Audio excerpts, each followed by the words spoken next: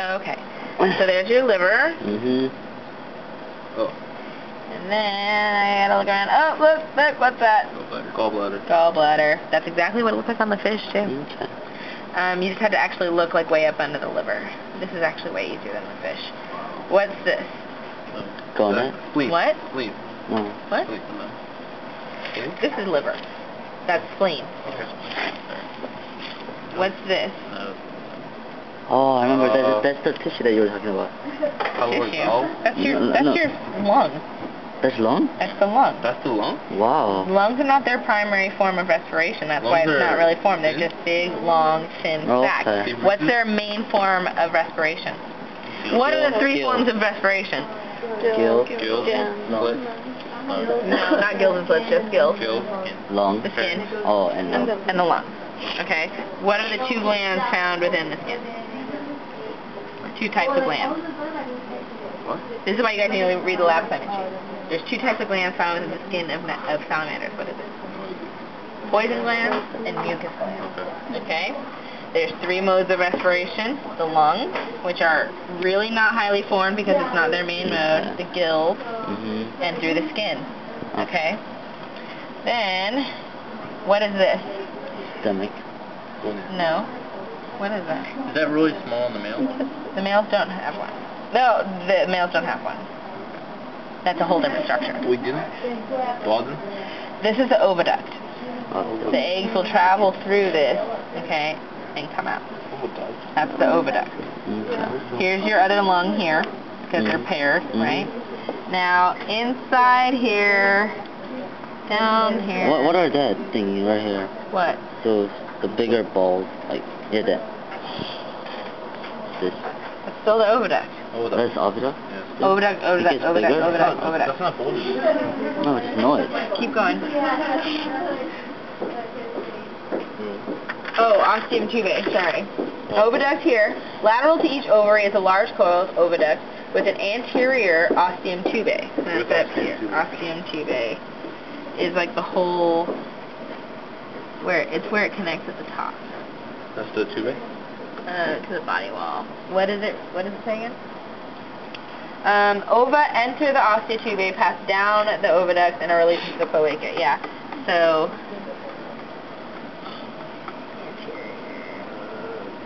whatever. It's up here somewhere. Okay. And it. Wait, so this is the oviduct, right? Still the ball. Yeah. Just whatever that connects is that thing. The other.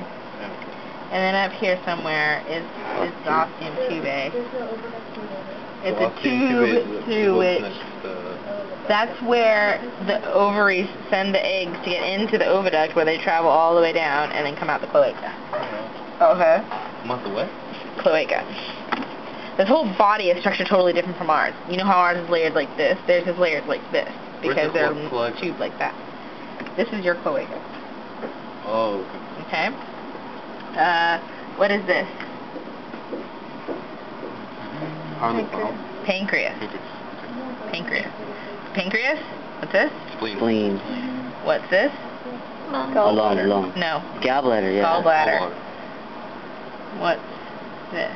That's lung. That's the other. And this one? Oviduct. Eggs. Yes. And then what is this is pancreas. What's this? The intestine. The first loop of the intestine. The structure is duodenum. It is the intestine. You have all the different portions of the stomach. You need to know it's on the board. Stomach? Okay. Pyloric portion. The pyloric portion is separated from the anterior end of the small intestine by the pyloric sphincter, just like we had before. So which one's the pyloric? This is the pyloric portion, okay? Fundic, and cardiac. Cardiac obviously is close to the heart. Alright? And then what's this? Known as? It's intestines, but what is the name of this area? Duodenum. No. Ileum. Good. Where's the duodenum again then? That's the first big C-shaped loop. Okay, so that's this big C-shaped loop right there. Oh, and then the duodenum, and then it's ileum. Pancreas is right in it. Shortest. It's just the first loop of the intestine. And what's this? Oh, the whole bladder. Urinary bladder. Urinary bladder. And what is this? Pole. No, what's the name of that you need to know? Rectum. There you go. And then, what else? Where's the pole in this? The continuation of the colon turns the ileum to the colon. The colon terminates at the short and straight rectum. So if this is ileum, this gets to start to be rectum, where it's still sort of soft. When it's real straight and formed, that's when it's rectum. Okay. And colon. So colon's just like the area above the rectum, coming from ileum, rectum, colon down there. I mean, ileum, colon, then the rectum. Yeah. Okay. Now the thing is about this one is it's really super hard to see the kidneys because they're pretty much all wrapped up here in the oviduct. They're just really well hidden. So what you want to see kidneys is on the male. Oh, then what's the esophageal movement? That's what I said. When I pointed my blunt probe all the way down the big hole, that's where the food's going into the tummy. Watch, you can see my blunt probe is going to be all up in. See, the blunt probe's going down into the stomach. That's your esophagus. Okay? Okay, so on a male, right there. Nope, what's that? There's another one over here. Oh, long. That's the testes. Oh. Yes, he's a male. Right? The kidney, these little squiggly things, what's that?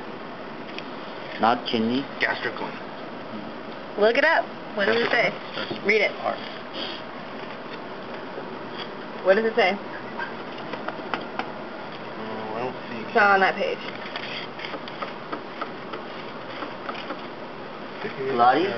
Read it out loud.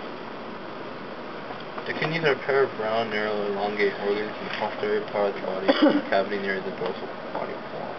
In Nectarus, the kidneys are intraperitoneal rather than retroperitoneal. Like they were in the perch.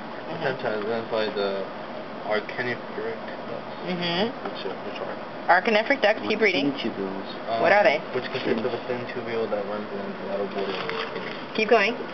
If your Nectarus is a male, the duct will be tightly coiled in the genital region, where the testes are, and straight in the more posterior urinary region. Okay, so if it's coiled and it's by the testes, then that's... You just read it out loud. What? The archenipheric duct. And look, this is where it gets straight. See that? So that is still archenipheric duct. It's just not coiled anymore. The long, dark, elongate organs that run along the dorsal body in the pleuroperitoneal cavity are the kidneys. That's your kidney there. What's the kidney? Right there, that thick part. See that? You can see it really well there? Yeah. Thins out, thins out, thins out. The lateral border is the border on the side of the kidney. That's where the archenipheric duct is running along the kidney. You have to really understand what they're telling you. They tell you exactly where everything is in these lab assignment sheets. Okay? How do you distinguish both again?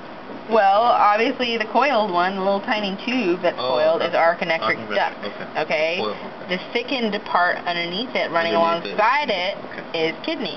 Okay? And then the testes. Yes, and then there's a testes, and here's a testes. And remember, what's the specialization that's going on inside of the intestine that specializes for increased surface area? What? It's in the lab assignment sheet. What is the function of the lungs or something? No. In the intestine, there's something that increases, there's a structure that increases surface area for absorption. What are they called? Intestinal folds. Intestinal folds. What are they called in the stomach? Gastric folds? They're called rugae in the stomach. Rugae, yeah. Okay. Important stuff to know. Okay. Are we happy? Thank you. You're welcome.